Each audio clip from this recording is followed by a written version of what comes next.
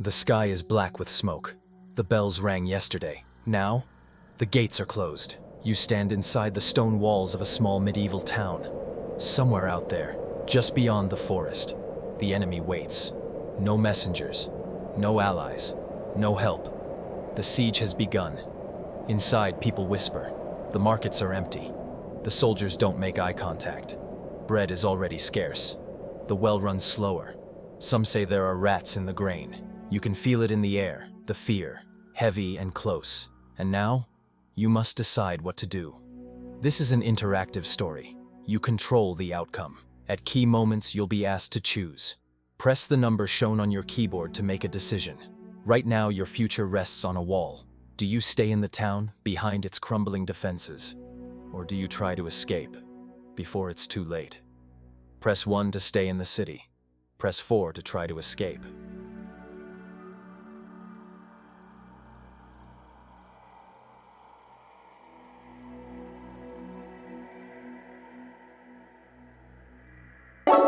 Others flee toward the walls or disappear into doorways. But you remain in the square, watching the town adjust to fear. Guards pace faster. Merchants close their shutters. A priest locks the church doors early. No one says it out loud, but everyone knows. The walls won't hold forever. By nightfall, rations are being counted. A cart of old potatoes is divided among 5 families. Someone is already hoarding water. A fight breaks out near the well. No one intervenes. The mayor speaks from the tower. His words are strong, but his eyes flicker to the north gate. You try to help where you can, patching holes in the outer fence or sharing what little bread you have left. But things are breaking down. Soon, you'll have to choose again. Do you join the guards on the wall and defend the town when the attack begins? Or do you hide and hope it all passes you by? Press 2 to stand with the guards. Press 3 to hide in a cellar beneath the city.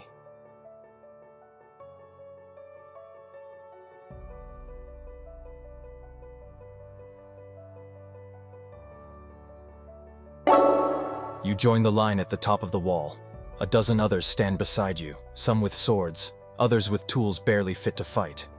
One boy carries only a shovel. A guard hands you a spear and nods without speaking. Below, fires burn in the tree line. The enemy is watching, waiting. Then, drums. You grip the stone ledge as horns echo through the cold morning air. Arrows whistle past your head. The first wave crashes against the gates with a roar. The wall shakes. Men fall beside you. A soldier screams for more stones. Another stumbles, clutching his leg. You duck, then rise again, your body acting on instinct. But it's not enough. The wall is cracking. The gate is giving way. Your courage brought you here. But now, you must decide. Do you try to escape through the tunnels beneath the town? Or do you stay and face the end? Press 4 to try and escape underground. Press 7 to stay on the wall and meet your fate.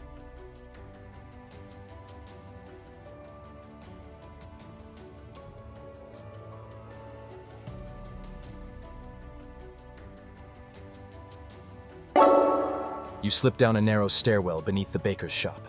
It's cold, damp, and silent. At first, the stone walls sweat in the dark. Crates of onions rot in the corners.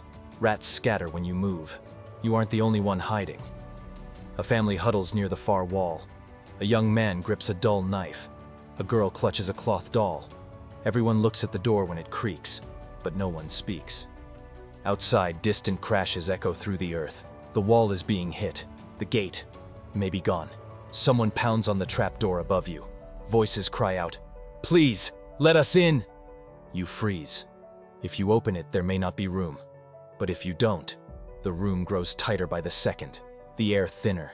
You feel the weight of the earth pressing down. This can't last. Will you try to escape through the old passage near the back wall? Or will you stay where you are and face the silence?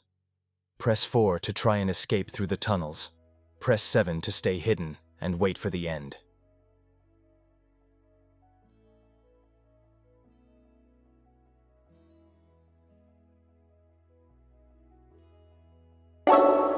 You slip through a crack in the cellar wall and into the tunnels beneath the city. The air is thick with damp earth and mold. The stones are uneven beneath your feet. Water drips from the ceiling. It's said these tunnels once led to the river, but no one remembers how far. Behind you, others follow, some calling out, others stumbling in the dark.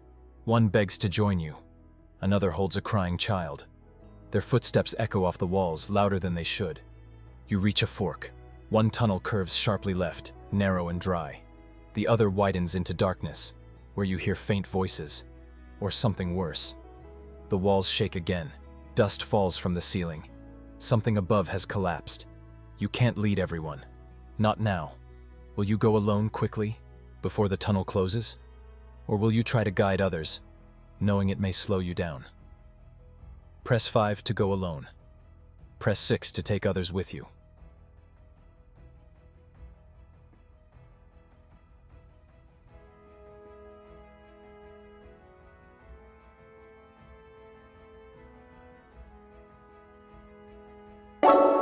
You push deeper into the tunnels. If you came alone, you move faster, but every sound feels louder. Your breath echoes. The darkness closes in. If you brought others, they're slowing. Someone trips. A child cries. A woman refuses to move. Every step is harder. You reach a chamber where the walls are cracked and the air stinks of rot.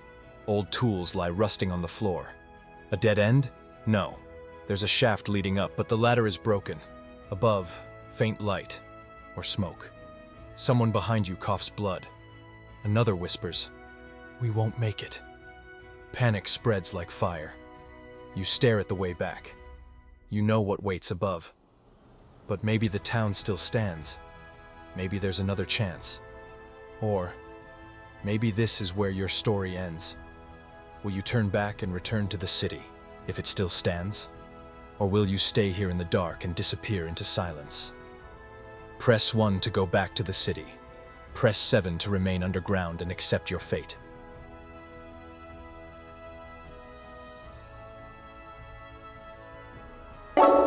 You keep going. The tunnel narrows, forcing you to crawl. Somewhere ahead you hear voices. Human, but sharp. Not soldiers, not townsfolk. Raiders, or worse, deserters who turned on their own. A faint lantern glows at a bend. As you approach, the voices go silent. 3 figures block the path. One of them carries a blade made from a broken spear tip. They don't move. But then, a noise from behind. Another tunnel. A flash of light. One of your own shouts your name and throws something.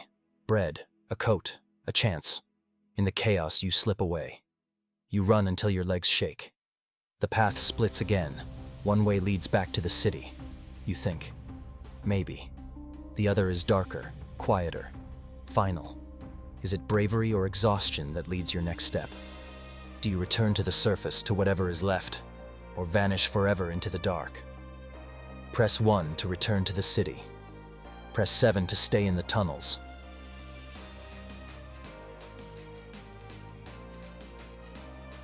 The siege lasted 47 days. In the end, it was hunger that broke the walls. Not fire, not steel. The enemy waited outside while the city crumbled from within. It always goes that way in stories like these.